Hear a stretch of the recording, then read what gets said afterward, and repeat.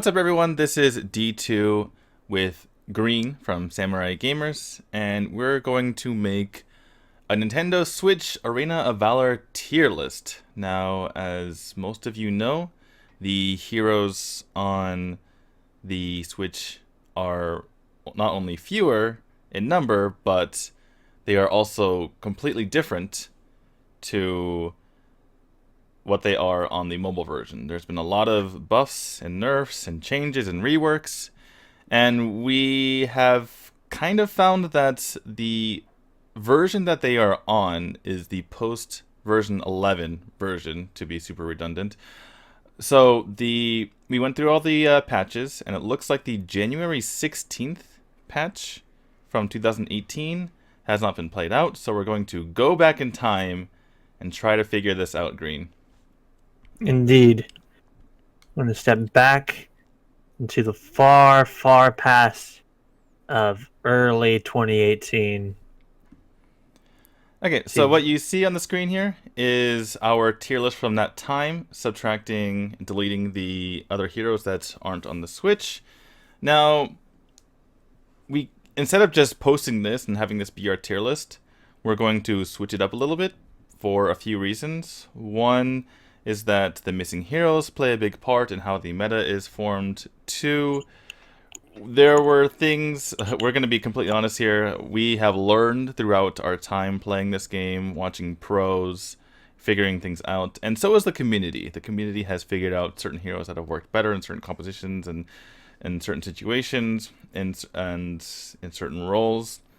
So a lot of heroes are not in the place they should be. So we will go over that, and as you can see here, here are all the relevant buffs and nerfs that have been through since the version that the Switch is on up until now. So that's what we should be considering as we go through this. For instance, my initial reaction to looking at our old tier list is to boost up Kali, but if you look at all the buffs that she's received in the meantime, or since that time, then perhaps maybe we should move her up. Maybe she was actually that bad at the time and she just got better. We'll just have to find out. As for Kali, she had a rather significant suite of buffs around the time that Cricknack got his suite of buffs. Right. Well, I think she was more along the lines of like a Crixie, or even a Jinnar, where she was consistently getting buffs. And I think one of them just, put her over the top, where we decided to move her up to tier 2, where she still resides in our current tier list. Mm-hmm.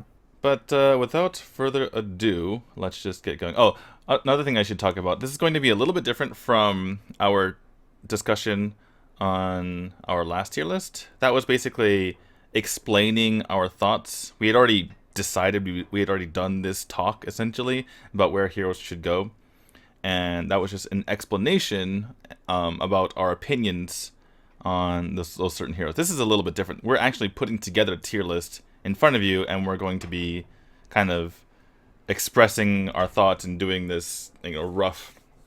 We're laying our hearts out to you, basically showing us how we think and showing you guys the process we go through in order to rank these guys. All right. Now that said, this is going to be a little bit different because this is Switch, this is like an old list, so we're basically trying to reach back into our memory and see what the meta was like at the time. If there's one thing that I can remember easily, it's who was on top, and that was Violet. Yeah, the funny thing is, at the time, we didn't have a tier SS. I just added that in just in case we decided to have one. But yeah, we deleted 4 or 5 other characters like Murad, Dioma, etc., from tier S because they're not in the game at the moment, and all that leaves is Violet. And Violet, in this very latest patch in August, got a rework that ended up being a buff.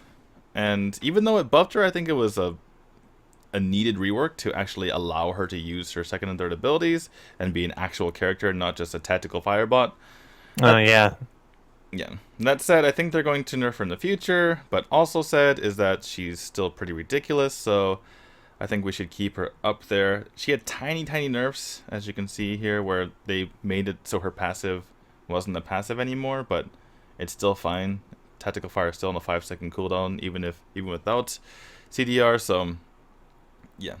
She's still likely going to be up there. One thing I also want to talk about, and I actually didn't get to confirm this with you, but when I said that heroes are harder to play on the Switch, was that you agreeing or disagreeing with me and just saying that I'm bad at Switch? Oh, that was me saying that I don't. I was joking at the time and saying when you said I might just be bad at the Switch, I was like, yeah, that seems likely. I think this is more of a readjustment phase. I personally think that readjusting in many ways can be more difficult than learning for the first time because you're having to fight off your instincts of how to do things differently while learning the new controls, which can be doubly frustrating because when you mess up, you're like, but I can do it! Right. That said, it is a lot easier to play Valheim. You just auto attack, and when they get close, you remember what the stun button is, and then do that. Absolutely. Which is a lot easier than having to figure out the aiming system and all that nonsense. So, that's all to say. Do you think that is a valid way to think about these heroes? Is it worth putting certain heroes higher because they're easier to use? I don't think so, because then we get into kind of a tricky business of personal preferences, because obviously both of us have a lot more experience on the mobile version, so we have some instinct there and are more used to those controls. However, with the coming of the Nintendo Switch, and we've already seen it, there have been a lot of new players coming in and people who are going to be focusing completely on there. So I think saying like, oh, I can't play this hero quite as well because I think the controls are more difficult isn't quite the best way to go about this. So I would try and keep things purely on what we normally do of the numbers, how people are looking, or how we just feel they stack up against other people. Alright, sounds fair. Let's get through it then. So, as we mentioned, Violet's likely going to be in that tier S. Interestingly enough, we had Alice in tier 1. It's kind of funny. I don't remember having her so high. I felt like we brought her up, but I guess that was mistaken. We had her up high, and then we dropped her, then we brought her up again. Yeah, she's been up and down. We've had her in 1, in S, and in 2, I believe. And it's most of the time that she's moved, it's been like, oh, people have noticed her, or oh, the meta's changed, rather than she has changed herself. She's been up at 1 for a majority of the time we've done the lists, though. That said, she, at a certain point in competitive professional play, she was definitely way up there as far as her win rate and her ability to change games. Since then, they've nerfed her Hissy Fit, and they've nerfed the Frosty's Revenge, which was... It just made that oppressive. Like, you could not get out. So, I would say... Okay, just talking about Alice, I think that she probably still deserves to be there. There's nothing really that's changed much about her. No, and her main caveat is that she needs to be on a team, like an organized team, or someone who's good at reading other people to be able to do well. So that makes her a lot harder for us to rank, because if we put her in 1 and people are like, oh, I'll just pick the little pink girl and then I'll wreck face. They're going to have a bad time when they're trying to solo as Alice and get spanked by someone who's better at soloing. Right. And in this early stages of the game, we might see people have not great success with trying to play a support character because it's not the point and click or point and push, I should point and attack that Valheim is, where you can just kill people. So yeah, you need to be a good player. I think a lot of what we've seen, at least looking from Reddit, a lot of players are coming from other MOBAs and Mm. discovering the game for the first time. So at the very least, people will be reasonably accustomed to playing a support character. Also, the fact that it says in her role, in her tag, it says support, whereas that's not Yeah. always true of all support characters. Like say an Ormar, who as a stun machine, you want him as a support.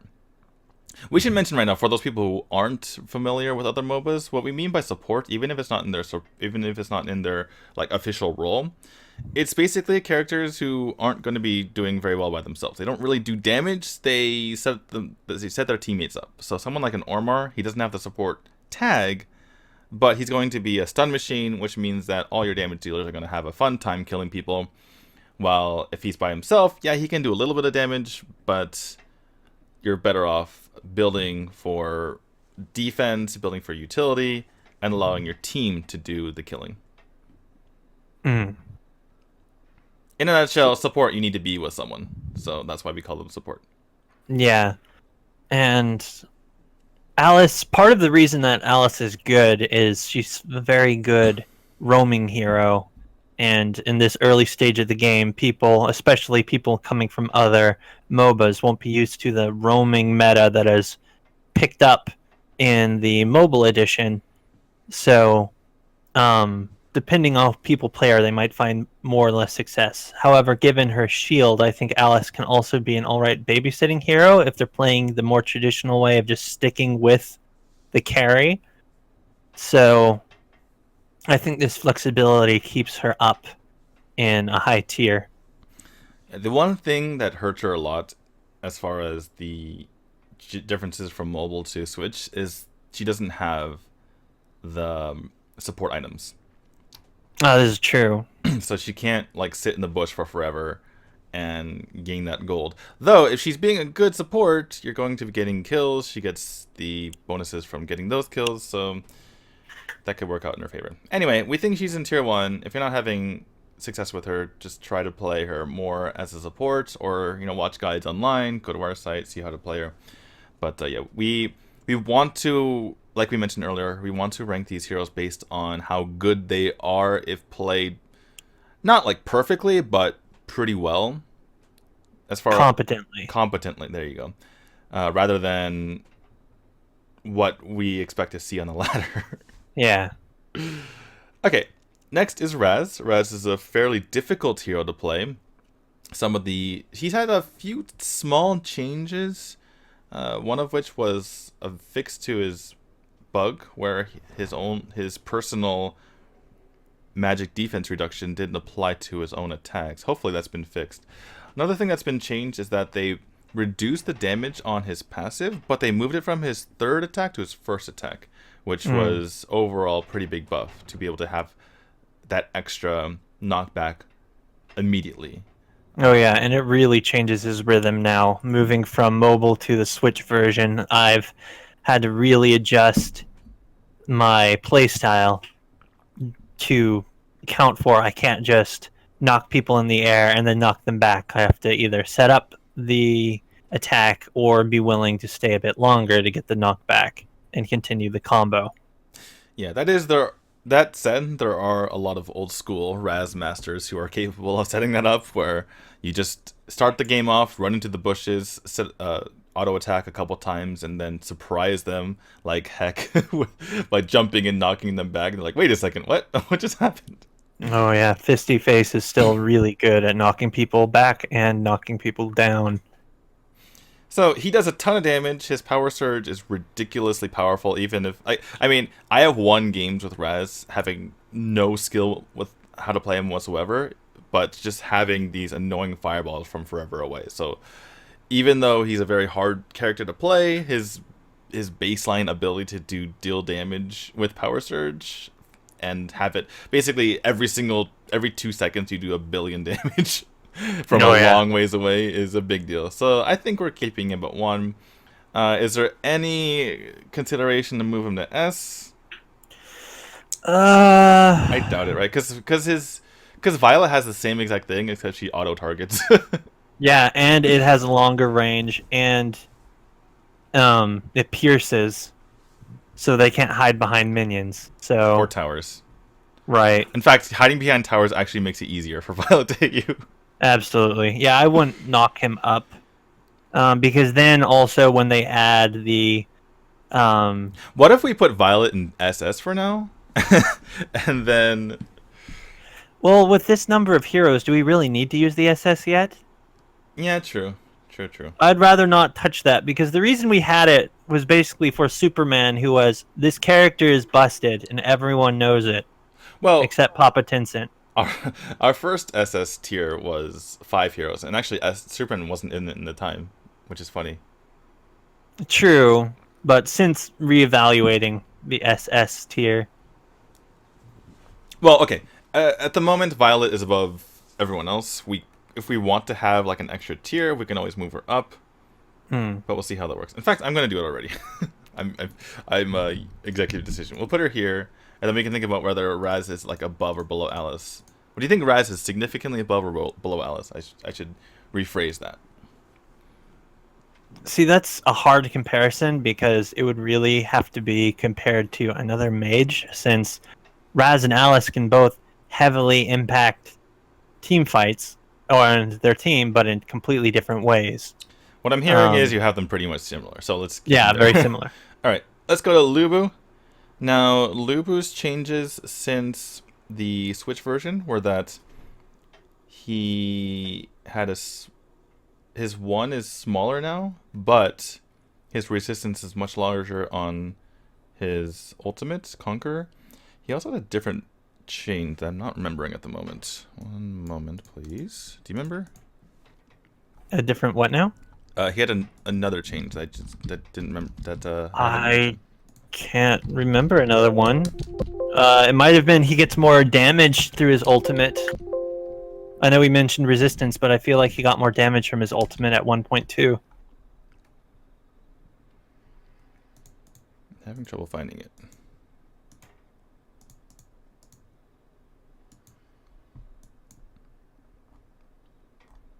Wait. I need to... I don't have the... I think it was in January.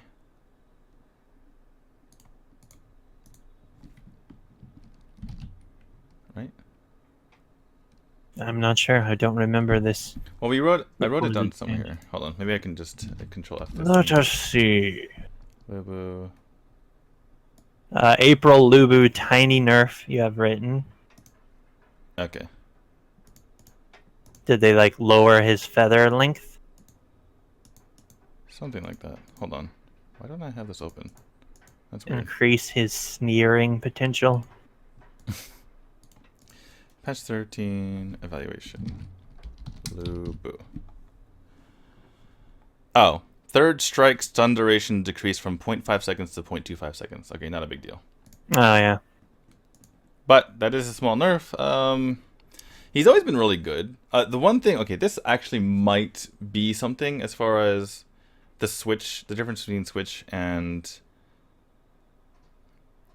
mobile, because on mobile, you aim his 1 or tap it, then you attack, and they're like right next to each other. Then you aim his 1, and then you press his 1 again, and you attack, then you press his 1. Like basically that's standard Lubu mechanics.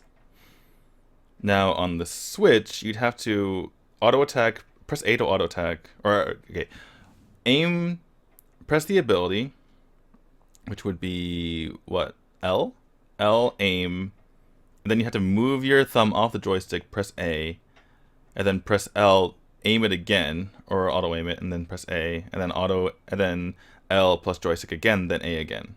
Now, I think if you're already engaged, you're not having to re-aim the ability. Sometimes I think you have only to. sometimes, but it's very rare.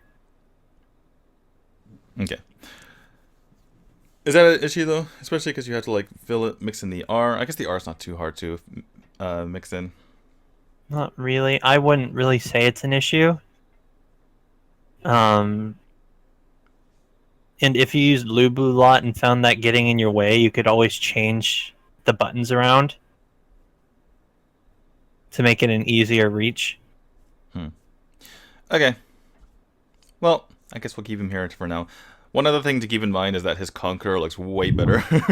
there's, Oh yeah. there's no animation on the mobile, really. It's just he just kind of yells and turns red. Whereas there's like the first time I turned it on Switch, I was like, "Whoa, what is that?" It's like this big explosion. It's pretty awesome. And if you look, he's like the only premier Darkslayer laner who's on the Switch. All the other ones are gone. That is true. If you guys don't know, Kil'Groth was way, way, way worse in this version, so yeah. Yeah, Kil'Groth needs to get up there. I mean, Tara's a good Darkslayer laner, but she's like the only other one who is considerably good on the mobile edition and not waiting for a buff to get them there, like Kil'Groth. Right. Okay, so Lubu stays at 1. Zephys, who's typically played as a jungler, though you can, considering the dearth of Darkslayer laners or solo laners, as it were. By the way, this is before the major Soul Reaver change, and also before, or they do actually have, strangely enough, the Marksman range buffs, which happened in the January patch. So, interesting. You mentioned that, right? Yeah, I thought that happened in the December patch, though. No, that was... Oh, maybe that was... Anyway, the point is they have those buffs. So, do you think that Marksman junglers could be a thing? I think Violet jungle can definitely be a thing. Well, some, because, like, the Marksman junglers we have are Violet, Fennec, Slims. All three of them do fine, and like in the case of Fennec and Slims, better with this new, with the old rather Soul Reaver compared to the one that's coming. That's just a attack speed buff and cooldown reduction. Violet likes the attack speed, the attack damage, buff and cooldown reduction, but Fennec and Slims like getting attacks quickly, and they both benefit a lot from the percentage health damage. So I think that they can. Problem will be convincing others, since it's not as common here to let you use the Marksman in the jungle. Yeah, that's true. But if we see enough mobile players from the high ranks move over, then... Anyway, the whole point of my asking is that if you have a Marksman jungler, then that means you can have a roaming support plus 2 side lane heroes and a mage, obviously. Whereas right now, the typical, tried and true MOBA strategy that people first utilize once they go over to AoV, even though it's not necessarily the best one, is to go for an assassin jungler, solo lane warrior, and the Darkslayer lane, mid-mage, and then a dual lane with a support and a marksman. Now, you want to get your marksman farmed up as quickly as possible, which is why that dual lane setup isn't the best, and you don't have a million years to do so like in League. So it's very much quicker, and I don't know. If it ever comes about that people allow you to go marksman jungler, Zephys could be... You might need to have 2 side laners, which makes Zephys a lot better in the side lane. Anyway, this is a pretty long-winded discussion, but Zephys does have a lot of mana problems, so you'd have to get at least 1 Pen to the Faith, maybe even 2 Pen to the Faith. But those are dirt cheap, though. Yeah. In any case, Zephys, he's good. He does a lot of damage. I probably still tier 1. I don't see any reason to drop him, nor any reason to put him in tier S above these guys. We good? Yeah, that sounds right. Okay, Ormar. Ormar was... I just remember having really fond memories of Ormar, but then he just slowly moved down. He's a good example of someone who is good, but the meta kind of went around him. Because he's great at locking fools down. He can deal out an okay amount of damage, enough to contribute in fights. But he can get around the map quickly, stun people, stun them again, slow them for good measure, and by that time, they're probably dead, or at least having to retreat. The main reason that we've kind of let him fall in the mobile tier list is he's not a great babysitter. He's just good at roaming and diving. Yeah. Also, the fact that the people he's diving on top of are either now behind a wall of people trying to protect the carry, which means he can't get there because his first ability isn't quite long enough, Mm. or he's trying to chase people like the Flash and Murad, and that's kind of impossible. Oh yeah. So, he's either trying to, either the opposing team has some crazy mobile comp that's diving and poking. I mean, by poking, I mean like diving in and diving out, which is how Flash and Murad works, or like Superman works, or he is trying to dive a marksman that's never going to be reached. So, Yeah. Among these characters, he can get his work done, which means he's probably not worth dropping. He's probably pretty darn strong. No, yeah, he's up there as a really good support hero. The main problem people are going to find is they're going to see his buff Viking bot and be like, this guy is a warrior, when no, he's supposed to be supporting the team rather than flexing his pecs. That said, with the lack of DS laners, he's actually decent. I remember playing him earlier on when, especially on the SEA server, which didn't have as many heroes, and him just actually being able to do a lot of work. The key is timing out his abilities. You can actually, you just stun, run away. Stun, run away. And then you get your ult, and you get stun, ult, and then you can actually kill people. But, yeah, if you're playing in DS lane, just play around your cooldowns. They're shorter than other people's. And, yeah, he's okay there. The lack of dash-based heroes like Tulin, Murad, Irie, and the Flash make him much safer to use. Yep. Okay, we'll keep him up there. Matlock, there's nothing really to say. He's good. He's always been good. They haven't changed him much. They kind of reworked it so that there's more that needs to be put into his attack damage in order to utilize his kit, but I mean that's kind of a nerf in a way because a lot of people just play Malak with a bunch of defense and rely on his true damage. So he's good. He's always been good. I don't think he should be higher than 1. So. Yeah, I think that's right. And this is part of why I advocated for just keeping tier S rather than SS, because all 6 of our people who are standing in tier 1, I was like, I think they're good as a 1 rather than as saying like, oh yeah, these are an S. Absolutely. I just put Violet up there just to not have to compare people to Violet. Okay. So we could like have a discussion by comparing them to each other rather than comparing them and putting them in the lofty heights of Violet. Oh yeah. All right. Let's go to tier 2, starting off with Fennec. Let's see. Fennec had a buff, which increased his damage by like 500 at the end if you get all 5 attacks off, or all 4 attacks off on his Thief's Mark. That said, he still rips through towers. He still rips through objectives. He's crazy snowbally. Yeah, he seems fine in 2. We don't really feel the need to go to 1.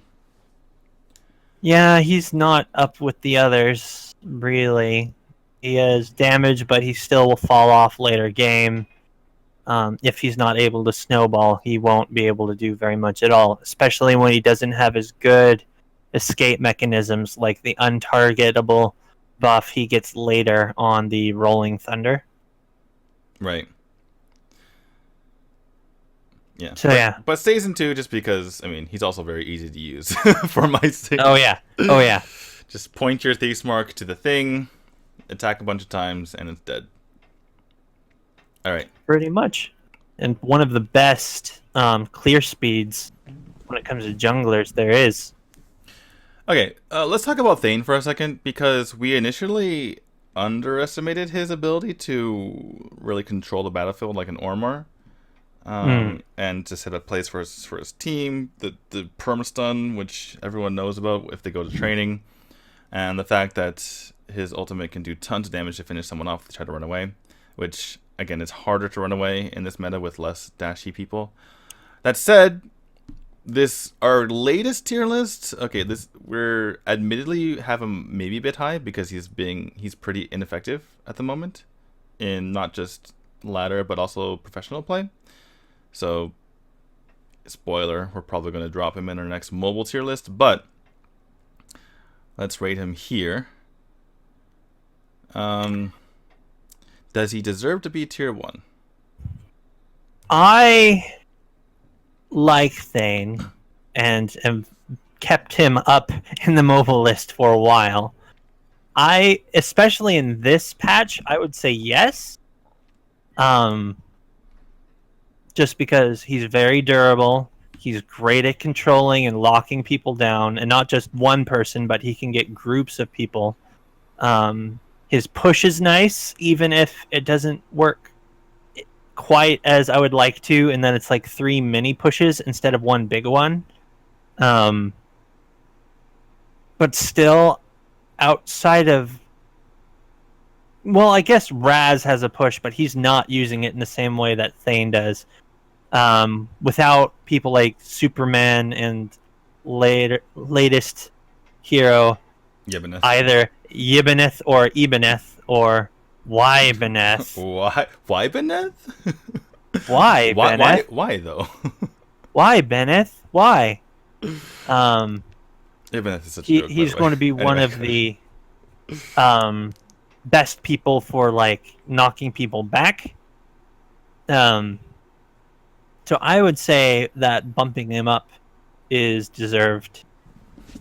All right, let's do it.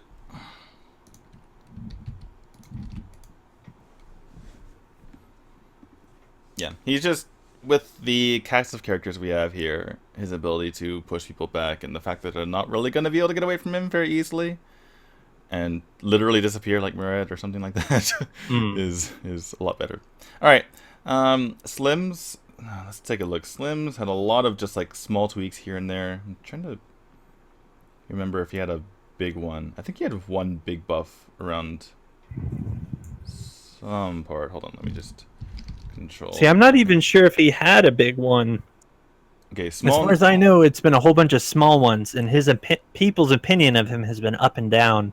Right. All right. So, January, small nerf. April, Burf, which is just like they've nerfed one part and buffed another part. Let's see. Small buff in May. And small buff in June. Okay, so he's actually worse here. But he can use Soul Reaver. But when you want him to jungle, I think he seems just fine. He doesn't seem like you want to drop him to 3. Yeah, he's okay. He relies a lot on the current Marksman jungler meta in the mobile edition to shine as much as he does. Like, Slims is capable of dealing out a lot of damage, but I feel like he takes longer to farm up than even Yorn does. So I wouldn't bump him up, really. Okay, let's take a look at Jinnar. Jinnar is fine. One thing that's interesting that came out is that his ultimate used to be based on the initial amount of people around him when he started ulting, and then they changed it to have it be dynamic. So however many people around him at that moment, it changes his resistance or damage reduction. So, also his ult lasts shorter. His 2 is I thought it's longer. I thought. No, it's longer now. It's shorter here. Oh, okay. I thought you were talking about the current Switch version. Right. I'm like. Right. In the Switch version, his ult is shorter. His 2 self stuns. His 1 does less damage. Like, everything does less damage. He does less damage across the board. Everything's more clunky.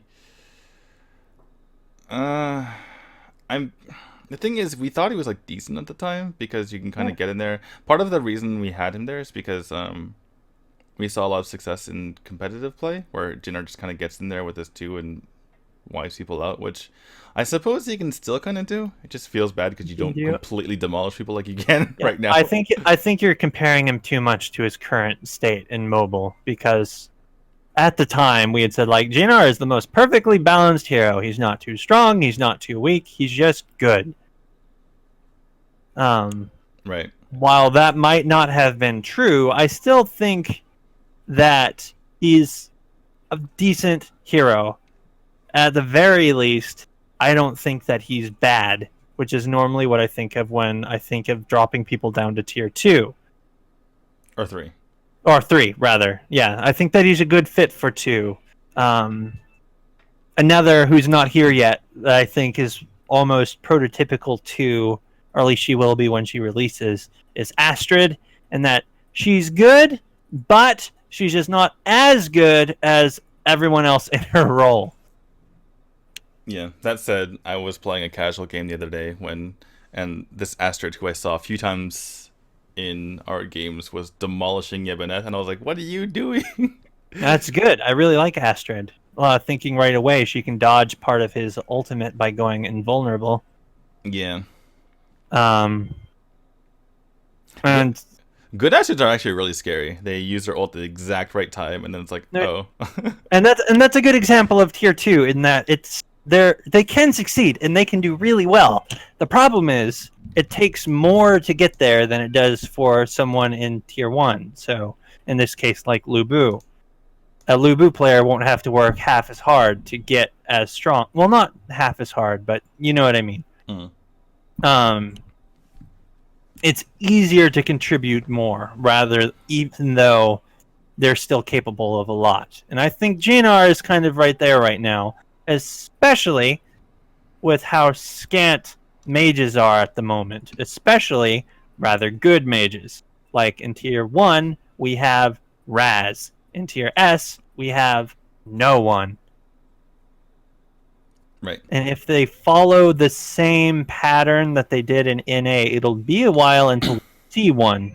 I believe the first that comes is Tulin, but that's a bit down the road. But that's speculation, as we have no idea how they're going to release heroes. Yep. Okay, let's move on then. Natalia. Now, Natalia, we were always... people always complain to us about her position in the tier list. And it's funny because she got a lot of quality of life buffs, but we still have her in tier 2 in our mobile list.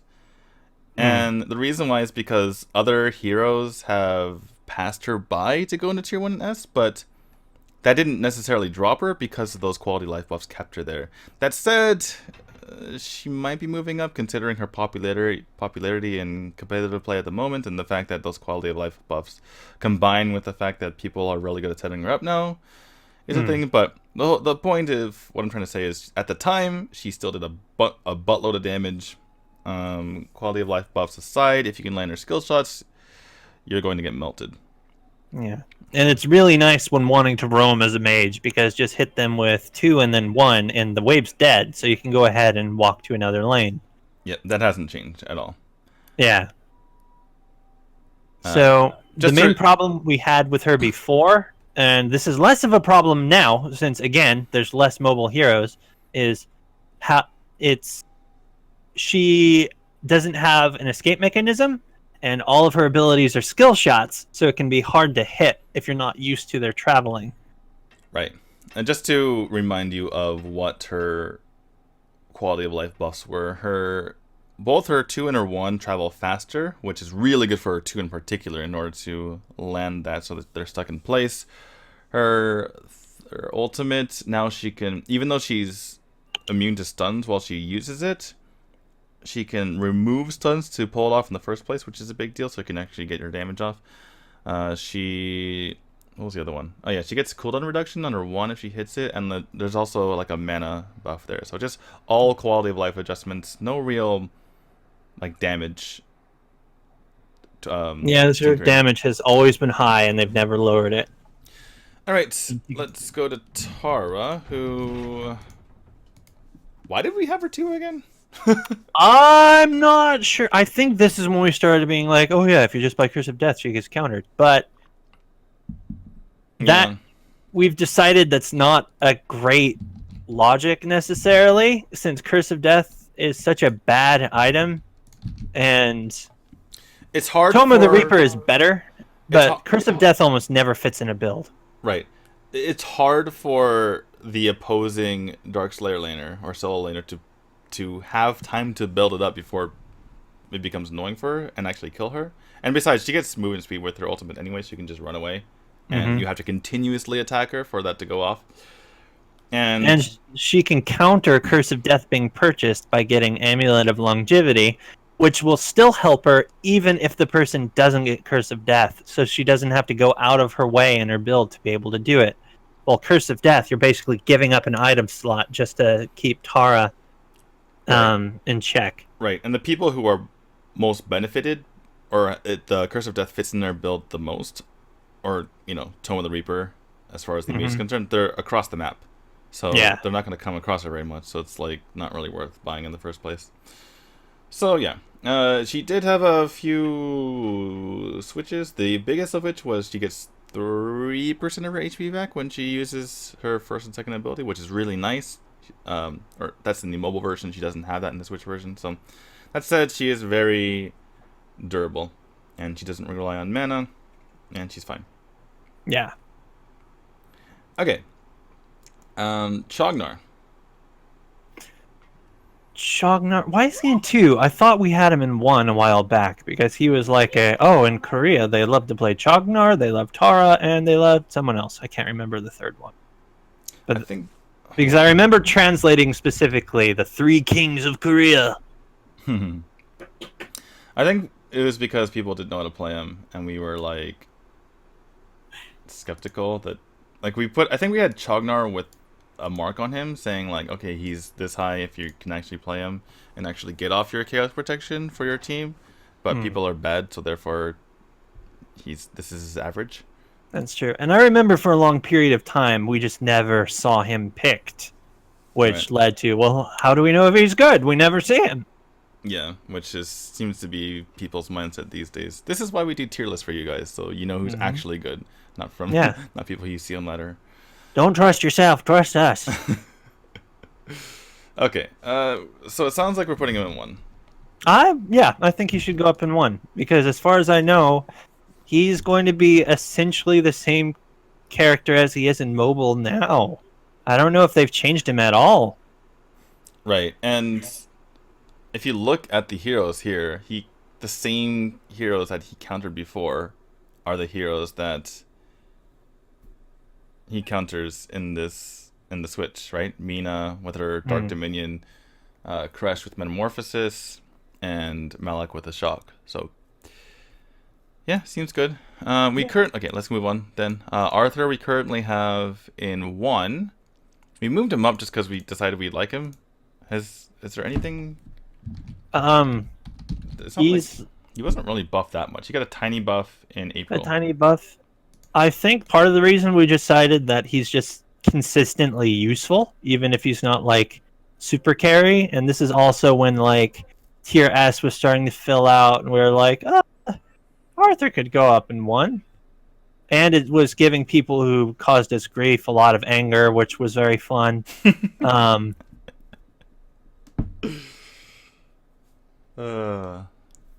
I think that he could go up to 1. Because, by the way, if we were teachers, we would get everyone A's. It's oh, you did a good job. Yeah. Well, I think we both have been teachers, so. Yeah, true.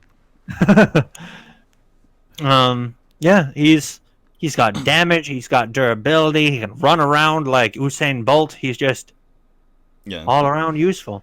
Honestly, he's like the precursor to Superman. You don't have Superman, Arthur's like a poor man's Superman. He just runs around really fast. He can't fly literally, but he can try. He believes that he can get there. Yeah, like I said on my stream multiple times, Arthur does not skip leg day. No, never. No. Not a day skipped. Oh my goodness. And he's useful both alone and in team fights. So while he's not necessarily the most... Oh, also, Spear of Longinus is still good. Yeah. It's back to your favorite item. Oh my goodness. I went from I built Spear Longinus on every single warrior to I built it on 0 of them. Yeah. I hate it now. I hate you. When we were like, hey, When are they going to fix the broken Spear of Longinus on Max? I can get 37 stacks in 8.4 seconds. And then I'm not even going to buy it. yeah, and they destroyed it. The funny thing is, okay, I'm going to go a little bit of a tangent. The day that patch went off, I was trying, because for some reason they put the patch up right before the season reset, and I was trying to go from Diamond 1 to Master, and it totally slipped my mind that they changed Spear Longinus, and that was just in my build for Max, and I kept losing. I was like, what's going on? Why am I losing? And I realized like a couple days later, like, oh. They trashed my build. Oh my god. And if that's not a good, I mean, I know it's like, it could be confirmation bias too, because, but the thing is, like, I was destroying people with Max at the time. Mm-hmm. And that's a pretty good indication that, like, it wasn't even like in my head. It's not like a subjective thing where I was like, oh, this is bad because I thought it was bad and so therefore it's bad. It's like I had no idea of that fact, and I was wondering why I was losing so much. Like I was wondering why I was being so ineffective, and I think that's a little bit of proof there. That's yeah, losing 2,000 effective HP is bad. If you guys don't know what effective HP is, search our website. I have an article on that. Anyway, so Arthur good. His one is constantly off cooldown, especially if you have Spear Longinus, which has that 15% CDR, along with the Frostcape, which by the way has 300 armor still. Oh my goodness, Frostcape. I thought broken. it was 250. No, they nerfed it twice. Yeah, but I thought here it was 250. At least I thought I saw that when I was updating the item pages. Let me double check. Well, I could be wrong. Well, then we need to fix our item page, because I double checked that on our item page. Any case. Okay, Green, we'll check that now.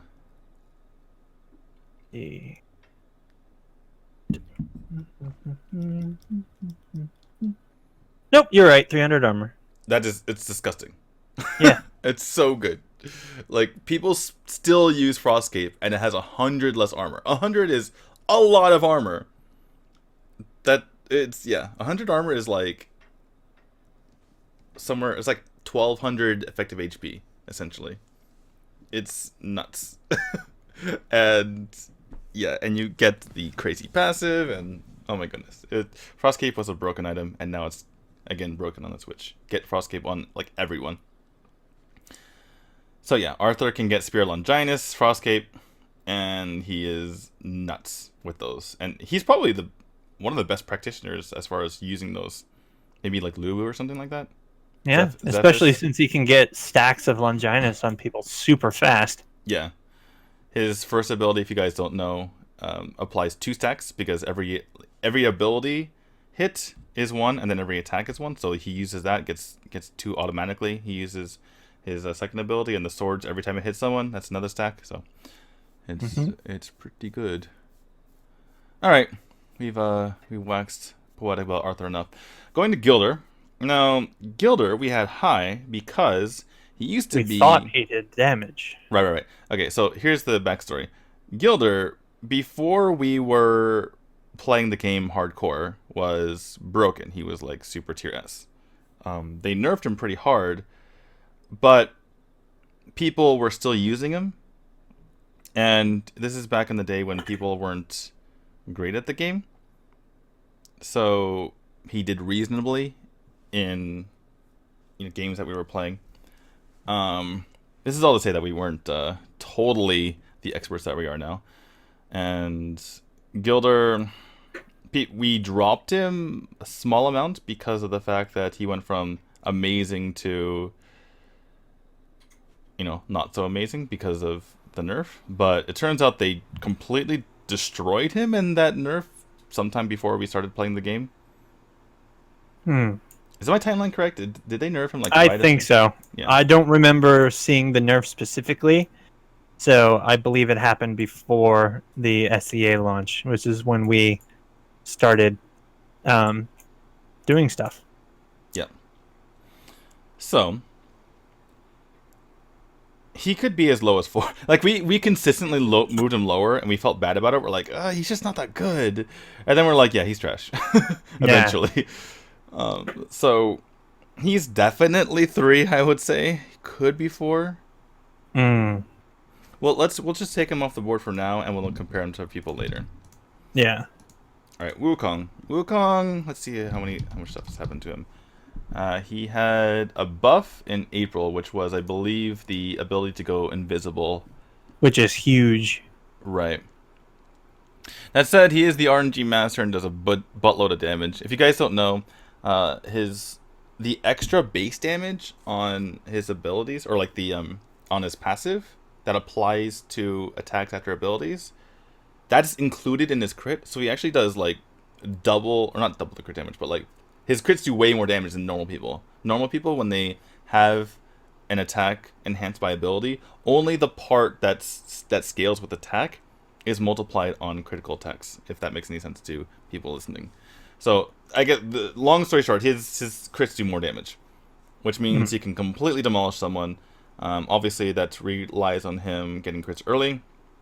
Certainly late, mid game. He's kind of like a mid game like fiend, right? He just completely annihilates people when he has his crit and damage up enough. Late game, he's a little bit squishy, and without the ability to go invisible after his ult, that's problematic. Early game, he can kill someone if he has the right RNG. Seems like he's okay in 2. I'd say 2's a good place. He can be capable, but is held back by his own kit and just general mechanical problems. Rolling to RNGesus. So, Kil'Groth, we actually dropped him to 3 before he got his massive buff. He was 2, then we moved him to 3 because we felt like he wasn't performing well enough. Which, having played him and felt really terrible playing him on the Switch, I think that's deserved. Yeah, the buffs that he got were just so substantial, they basically made his kit. So I think dropping him is fair.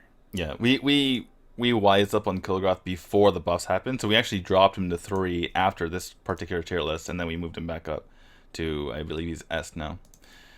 Okay, Crushed. Not a lot has happened with Crushed. The biggest change with Crushed has been this latest buff where he's able to get rage a lot easier. Now the question is for Crushed, can you play him in the side lane? People have actually discovered that you can play him in side lane, and nothing different. There's not much different in that regard about playing him in side lane from the Switch version to the mobile version. People just found out that you could do it.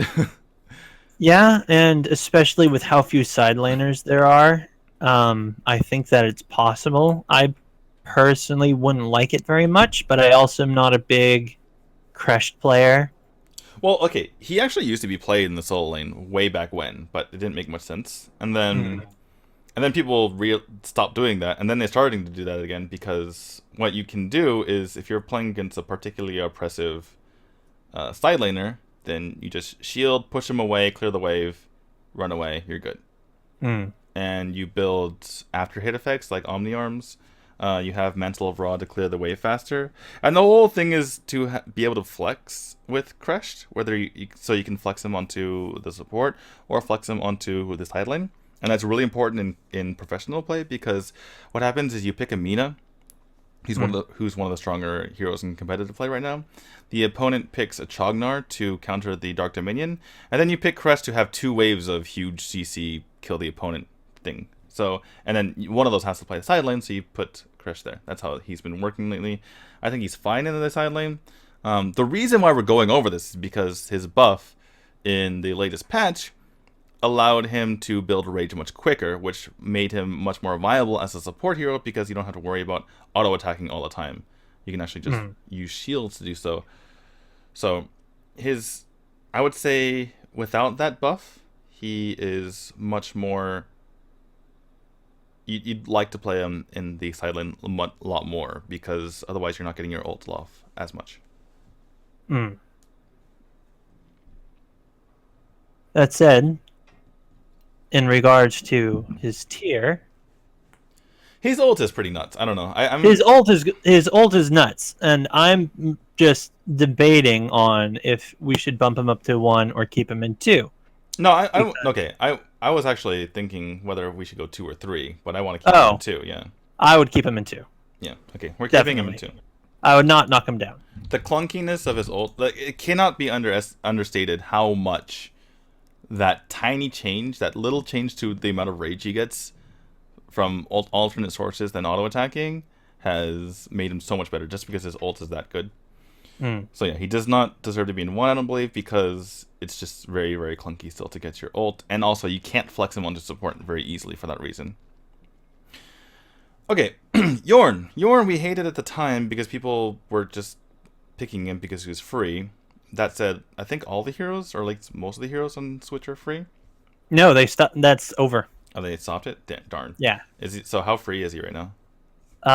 He cost. I think he's 14k gold. Oh, Let me but see. you I can't... might not be able to check because I got my mobile money, so I might have bought him That mobile money. that mobile money. Does he... Can you get him through the... like, free hero thingies? What's it called? There is none. There is none. Oh. Yeah, they don't have the Path of Glory. On Switch, you get only for that login event you can get free heroes, and that's. Let me see who that was. Anyway, the point is that the part of the reason why we had him so low is because people were so bad with him because he was free. Yeah, And you can't. he hasn't really received that many changes. He's always been able to do a buttload of damage. So I think he's actually deserving of a move to 2. I think so too. He has, especially in the Switch version, one of the highest DPS potentials in the game. Right. He does have to stand there, and even though there's less mobile heroes in the game, there's still people like Zephys who can jump him. So he's not quite at the level of some of these other heroes, but according to this, he is one of the top marksmen, which is fine. Okay. Let's see. Maganga continuously got buffed. Mganga got a small buff in January to his ultimate, and got a reasonable buff in May where he got a second instance of his 1. At the time, we moved him up from 3 to 2. I think he probably deserves to be 3, but then again, I don't know. Maganga's hard because Maganga mains have shown that they can do a lot of work with him, but that doesn't necessarily make him good. The other thing to consider is that there's less mobile heroes, so if there's people who just sit there and attack him, he can do a lot of damage. I would keep him down here in 3, and part of this is admittedly comparing to the mobile edition, but with all the buffs that he gets, he feels more like a 2, to where he can do damage, put things out. He's less punished for missing, and especially with some of the new Barrett's Agony that he absolutely loves having. Right. My counter to that is that it's way easier to hit these heroes. That's true. That's true. As far as missing goes, still, like, and he can just auto attack. this is true. However, would you say, in comparing mages, would you put Maganga on the same level as Gnar and Natalia? Maybe? Okay. Because Natalia... Okay, Maganga, even if you miss... First of all, your 1 is just... First of all, your 2 is way easier to hit. That is true. Your 1 is... It sits there, it can be zone control. And also, your auto attacks are way better than Natalia's. And I'm saying this as someone who does like Maganga and know that he can succeed. I'm just trying to make sure that we try and put him on the best place possible.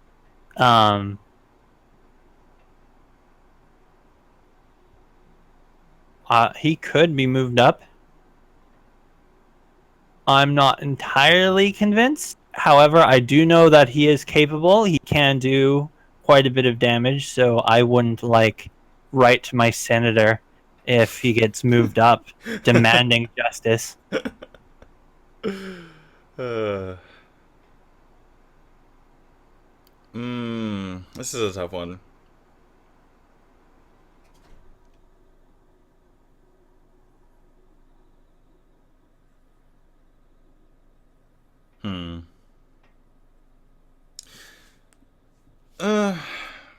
Honestly, I'm looking at the other mages, and I feel like he's above them. Okay. Are you meaning the other mages on tier 3? Yeah. Okay. Okay. Ignis received a bunch Poor of Ignis. he received a bunch of nerfs for some strange reason, even though he wasn't that good in the first place.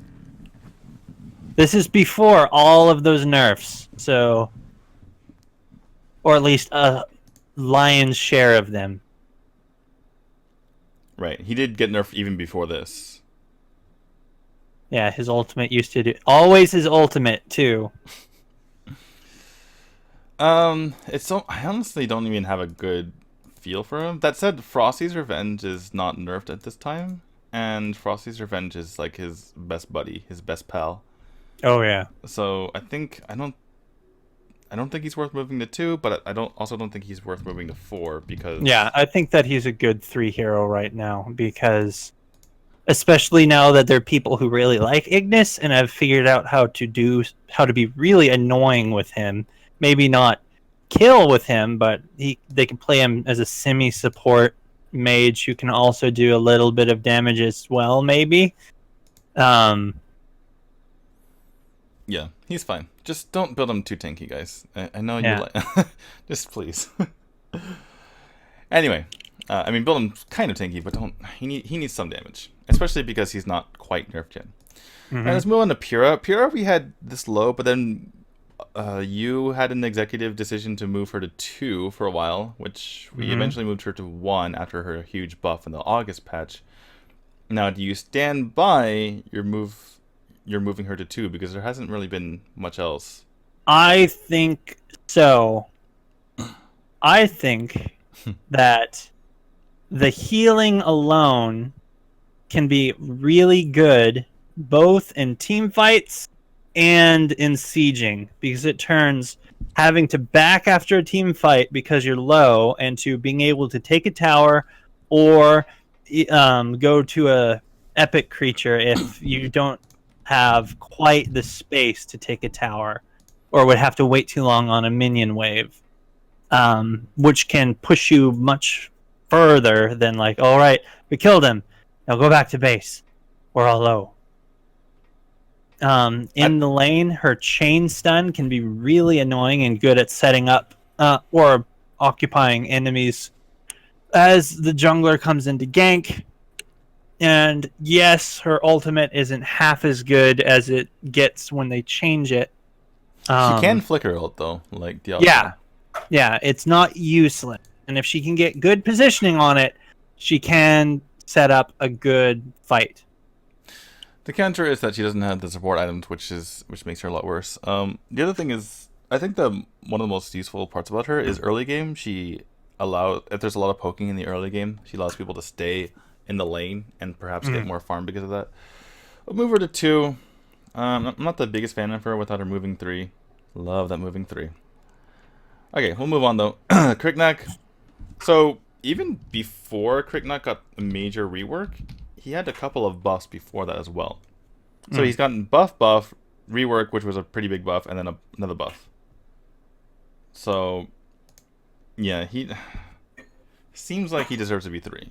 I haven't really gotten to play it with him on Switch, but his main thing is he's kind of like a warrior jungler right now, where he's durable late game, but he can't burst half as well as other assassins can. Which is funny to think about because he just annihilates people. Oh yeah, now he's like one of the most bursty characters in the game. I think the most. I literally think he's I wouldn't really argue.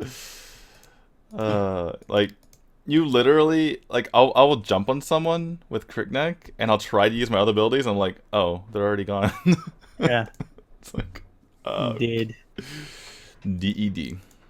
So yeah, he just doesn't have the damage, which is weird because he doesn't have CC either. So he's kind of like a Kil'Groth, but doesn't have his damage. Speaking of which, Kil'Groth's here too. In any case, let's move on. Greg is interesting because we went from like he was decent to he wasn't doing much on ladder when we made these lists to Thailand showed us that he was amazing in the AWC without having received any buffs. Mm-hmm. So I feel like if we're putting Alice at 1, we should at least put Greg on 2. Just because, I would agree. Yeah, just because he's like, if you are capable of playing him well, then he's good. Yes. Same goes with their team, by the way. All right, Butterfly, we had her 3. We moved her up to 2 because people are getting better at her. She also got a big rework, which was a buff. It was a buff specifically to AD Butterfly, but even now in Mobile Edition, people are still trying to build her tanky, and it doesn't work as well anymore. Well, she did get a small nerf in May, which because people were being too. If you remember at the time, people were too successful with her building all tanky, so they nerfed her base damage. Which means that you can actually build her tanky and she'll be fine, I suppose. But she's much better in the Mobile Edition building with attack. That said, in the current build in the Switch Edition, she would be much better building with tank because her heal bases off of her max health. All of her base damages are really high. And she gets, I believe, damage reduction when she ults, which is the best stat there is. So if she has a high base HP and some armor and defense, she's basically not taking any damage when she's dealing out her own damage. Not to mention she needs to stay in the fight long enough to get a kill or assist. So being like a sort of secondary initiator and having your backline kill people is pretty important. You don't want to die before that happens. So that said, she has all the weaknesses that the rework addressed. Most notably, she has no escape and a very weak engage in that people can see her coming. And she has no way to really accelerate herself. That's so people even if people see her coming, a lot of people can't run away from her. This is true. So the biggest problem is if she doesn't get a kill, she's just stuck in a fight with nothing really to do except hope that she can survive until her cooldowns come back. Okay, the question is then, is her pub stomp capability enough to bring her to 2? I would say yes. Okay, I'm leading there anyway, so let's just do that. Okay. Then no. Oh. Yeah. Oh, no, yes. Sorry. When you said leaving her there, I thought you meant leaving her in 3. So no, I said I'm leaning that way anyway. Oh, okay. Well then, yes. Put her to 2. Okay. Azzen'Ka, let's see. He got a small buff in May and a buff in June. And he still hasn't moved up to 2. Yeah. And I think that's apt. I think he's not moving to 4 though. His abilities are pretty annoying. He's got some damage. He's not useless. And his CC can be helpful. The problem is he can miss, and he's immobile, and he doesn't have like the damage to back it up like Natalia. What's his movement speed at 340? It's very low. Like it's just does it not seem slower because he just floats around and has that garb on? It's very possible. It's like how big characters always feel like they're moving slower. Anyway, Diao-chan, even though people love Diao-chan, I think we're keeping her here. She only has her one freeze at the moment. They buffed her quite a few times. Alright, just kidding, just once. Although I think they buffed her in August as well. But I didn't write that down because I was getting tired. Talk to me again when she gets hit with the voice reworks After they've reworked Yorn and Maganga, who didn't need it. Get on it, people. They reworked like everyone, but yeah. Anyway. Their voices, I mean. Yeah, I know. Like. Oh yeah, movement speed 340 for Azzen'Ka. Puke. Might as well just not move at all at that speed. I'm just a ward, a stationary. Movement speed 0. All right, Xannis. We've always had it. He's like perpetually 3, just because he's always been like worse than everyone else. I feel like with this cast of characters, he might be better. This was back when you were like, I'm waiting for Xannis to catch on because I think he's great. Just no one knows it. Well, he never caught on because other heroes just started outshining him. There was no. Yeah. So he might have been already good at this time. It's just that no one realized, and people were picking other heroes. He just relies too much on an early snowball. If he can get it, he'll be fantastic. But it's much harder for him to do it than even in this group. Like, the snowbally heroes are Fennec and Butterfly, who will have a much easier time getting those early kills. Well, the nice thing about Xannis is that he does have Frostcape and Spear Longinus, which is 25% CDR, which is a big deal because his first ability is crucial. Especially if you're going to get frozen by, like, Diao-chan or stuck by, like, Natalia or something like that. Because in order to, like, getting out of those slows and stuns and stuff is super important. This is true. I feel like he should be too, except that people, I don't know. It's hard. Well, would you play him in the top lane or in jungle? Jungle. Okay. If you play him top lane, you need like 2 pin in the face. So that would be up against Butterfly or... I think he's like similar to Butterfly. Like, I'm looking at the tier 2, and I think he's like similar to those heroes. Like... Okay, I can like, kind of see it. He's like similar to Wukong because he can actually do damage, doesn't have to rely on RNG. Like, if you get him fed, which is the same thing as Wukong... I'm not against it because I do think that he has some potential, and again, all the much leaner cast here gives him a lot more opportunities to do stuff. Right, and when people are immobile, it makes his ultimate that much better. If you don't know, he does true damage after using his ultimate, and if you can get a few attacks off, they're just dead. So this is true. Like, people try. It's funny because people underestimate Xannis because he's kind of thought of as like this trash character, but then you try to duel him, and you're like, wait, he's doing a lot of damage right now. What's going on? Yeah, he can. He's either going to be great or trash. There's no mid ground for Xannis.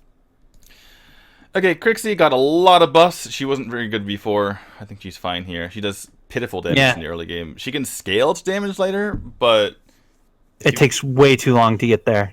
Yeah. And she can't use her ult unless she's within range of things, which is annoying. And the cooldown is super long in this version. So, all right. She'll go up in the future, just not now. Yeah. Scud got a pretty decent. He got like a range buff on his 1. I didn't even realize that. It was like massive. No, he got a lot of buffs, but even before that, we were like, Scud might be okay just with an organized team, maybe. And then it turned into, Scud's pretty good. Then it turned into, holy crap, Scud. Right, but the thing was, he did so much damage after they buffed him.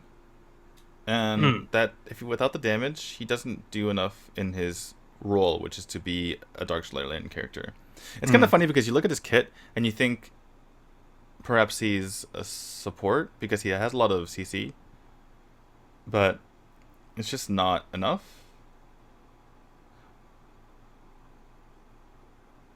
Especially because a lot of what he's trying to set up for a lot of the time is for AoE abilities from his opponent, or from his team, and he just literally splits up the team, which is good for disruption, but not great for landing AoE abilities. Well, it's also good for keeping people from escaping. So if he goes in to help gank, he's just knocking people back, slapping them in the face, and knocking them in the sky. Yeah, the problem is his second ability does not jive with the rest of his abilities as far as being a support, right? Like, he doesn't want to be sitting there auto-attacking. He wants to be using his abilities to disrupt the enemy team. Mm. Or I should say his passive. His passive doesn't jive with his other abilities. So that's why he's so good in the DS lane, because he can kill people there, and then when they have a team fight, he can be that secondary disruptor. Okay. Does he have enough damage to be useful here? I'm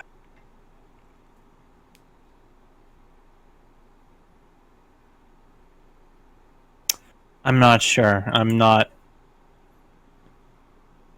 Yeah, I just don't know with him. Because this is back when, Like, no one used him at the time, so it's hard to get a good grasp of. And that was part of where they were like, where's Scud go? No one uses him. Yeah. So his Furious charge went from 450 to 550. That's massive. That's a big range boost. And the stun on his Wild Beast Fury went from 1 second to 1.5 seconds. Although, did they nerf that back down again? Maybe. Scud's not a hero I've followed. I remember all the updates of.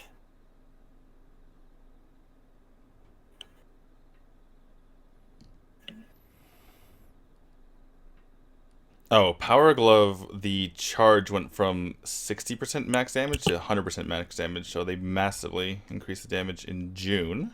Mm-hmm. And then, they moved Wild Beast Fury down in June from 1.5 to 1. Interesting. But they also decreased the damage. Okay, so they moved the damage from his ult to his Power Glove. So, which is important for laning early. Scud's hard. Maybe the lack of DS lane characters moves him to 2. That certainly helped. Yeah, I think so. Hmm. All right, we mentioned Kil'Groth. He stays here. Pareda, we just didn't know much about. Yeah. He did get a lot of buffs since then, though. Yeah. I wonder if this is the time when you can crit with his magic. I think that was before. You checked? No, I didn't check, but I think, well. Yeah, that was something that they would have mentioned in patches, and they did. January, he got a slight buff. In April, he got a pretty big buff, I remember. And then, let's see. Yeah. And then in June, he got a small nerf because he was too good at the time. He's definitely not tier 4. Yeah. Is he tier 3 or 2? I would go towards... okay, he doesn't... I just remembered that his... It doesn't scale. His one doesn't scale. So let's move into 3 for now. That alone is huge, huge, huge. Yeah, his first ability, if you guys didn't know, they kind of screwed up without... Like, in the ability description, it said, and still says, that it will charge up and deal more damage, but it didn't really work that way before. It only did double the damage if you charge up the full way, and just the base damage if you let go of it anytime before that. But now they actually have it charging. And not only that, but it charges way more. It charges like 3 times. So... Yeah, so... We... like, after we started knowing him, we balanced him under the assumption it worked as it does now, not the stupid way that it actually worked. Now it works how it should in the mobile version, but it works in the dumb way in the Switch version. So yeah, I think 3. Okay, Vera. Now, after a while, we made the decision that there was a difference between Vera Valheim and Omega Toro, so we put Omega Toro in their own tier. Is that something we need to do now? I'm not against it, because when I think 4, I think of just like garbage. Right. Pure, unadulterated garbage. And Vera is at least good at dueling. Yeah, she's not necessarily garbage. Yeah. A player could learn how to do well with Vera And even if I think a character is not good, I'll tend towards 3. If I'm like, but I've seen people do well with them, I don't think they're hopeless. Not like Toro, who, yeah, you're hopeless. Okay, Valheim, even though he's good now, he hasn't. There is no Blitzblade buff. He got multiple buffs, by the way, which kind of went under the radar because no one liked him, or at least the people who played in like high tiers didn't like him. Yeah, I was like, tons of people liked him, but that's why everyone hated him. Right, exactly. So no one really thought about the buff. They're like, stop using him, including me. Right. Mage Valheim is still okay. People don't build him that way, but he's not bad as a mage. Right, and nothing has changed a whole lot as far as that's concerned. But anyway, January he got a reasonable buff. May he got a small buff, and in June, he got another buff. So yeah, basically his base damage got buffed. I think his ultimate got better to use, and something else too. So he's just been, his damage has basically gone up considerably. He's still very useful as far as just pressing A and killing people, at least for my sake. Yeah, I think that the double stun alone gets him from tier 4 to 3.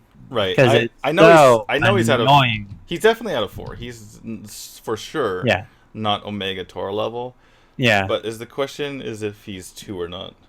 I would say not, at least not right now, especially since it's the old ultimate that you need to get right up on them to use, which is completely counter to his playstyle, which is stay just at the edge of range and not use your gun, throw things at him instead. Right. A good man needs a good glaive. Set of glaives. It's just like, I could just imagine the what's the audio version of Photoshop where they just like inserts a dubbed voiceover. A good man needs a good glaive. Audacity. No, not the actual software. I'm talking about like just like the term for dubbing over. Yeah. Okay. When you said Photoshop, I thought you meant the actual software. Given that Photoshop is I was using Photoshop as the verb. Okay. Anyway, Omega and Toro, we've already established that they're super low. Trash, and they're still there. Still there. They haven't been touched at all. Let me just go ahead and control. Not true. Omega got nerfed. No, Toro did get a slight buff this last patch. Right. His cooldowns got reduced. Yeah, his cooldowns on his very clunky abilities got reduced. Okay, Mina, I was full. You hated Mina. Yeah, cause this is a confession. And I hate you for it.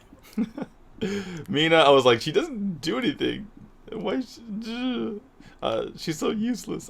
This is just me being bad at playing support, apparently. So yeah, Mina should be higher. Should she be 2? She hasn't really gotten many changes, so. No, I would say she's at least 2. Yeah, this is me being stupid at the time. So full. I would put her at least at 2, not 3. Yeah. She is the same hero now as she was before, and she's really popular and competitive.